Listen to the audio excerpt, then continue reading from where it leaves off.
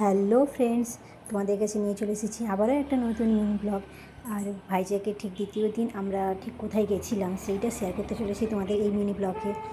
Hotel থেকে আমরা সকালবেলা বেরিয়ে পড়েছি, আর বাইক কারে করে ঠিক যাওয়ার সময় রাস্তার মধ্যে দাঁড়িয়ে এই ভিডিওটা করা। ঝর্ণা দেখতে পেয়ে আমরা একটু দাঁড়িয়েছিলাম, অনেক দূর রাস্তা তো তাই জন্য একটু আমরা দাঁড়িয়েছিলাম। তারপরে দেখো আবার বাইক কারে করে পৌঁছে গেছি বোরাকো কার্ফে। আর সেখানে যাওয়ার সময় আমরা কার রেখে ওখানে বাম্বু চিকেন দিয়ে লাঞ্চ করে নিয়েছিলাম। তোমরা দেখতেই পাচ্ছ এখানে বাম্বু চিকেন বানানো হচ্ছে, দারুণ টেস্টি খেয়েছি আমরা। তোমরা যারা যারা খেয়েছো তারা তো জানোই কেমন টেস্টি। এরপরে আমরা কিছুটা রাস্তা হেঁটে বোরাকো কার্ফের দিকে এগিয়ে যাচ্ছিলাম। ওখানে গিয়ে টিকিট কেটে আমাদেরকে ঢুকতে হয়েছিল। পায়ে হাঁটা এই রাস্তাতেও খুব মজাদার ছিল, কারণ চারিদিকে অনেক দোকানদানি আর বাম্বু চিকেনও বানানো হচ্ছিল। সবাই মিলে যখন হাঁটছিলাম খুব মজা লাগছিল। তারপরে বোরাকো কার্ফের গেটের ভেতরে ঢুকে পড়লাম, দেখলাম যে চারদিকে ঘন জঙ্গল, বড় বড় গাছপালা। এত বড় গাছপালা, এত বড় জঙ্গল, মাংকি তো অবশ্যই থাকবে। আমরা প্রচুর মাংকি দেখেছি, ছোট বড়। রাস্তাতেও আসার সময় অনেক মাংকি দেখেছি, রাস্তায় দাঁড়িয়েছিল গাছে। এরপরে আমরা সিঁড়ির রাস্তা ধরে নেমে গেলাম বোরাকো কার্ফের ভেতরে। আর এখানে দেখো প্রচুর প্রচুর লোক এসেছে, আর এই সিঁড়ির রাস্তা অনেক নিচ পর্যন্ত গেছে, অনেক গভীরে। ওখান পর্যন্ত মানুষ দেখছি যাচ্ছে।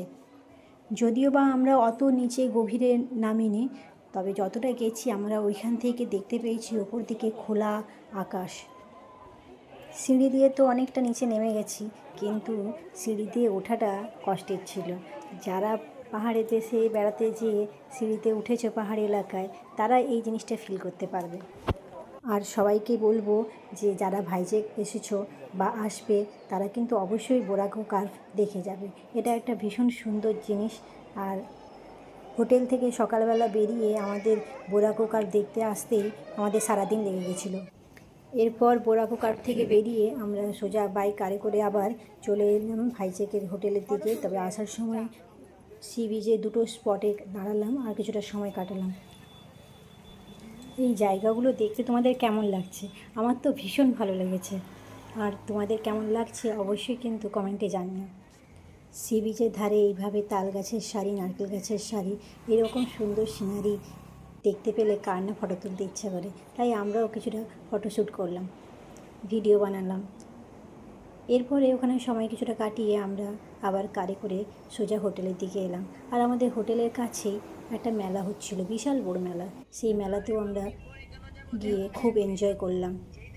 তো এখন এই অবধি, দেখা হচ্ছে আবার পরের ভিডিওতে। বাই।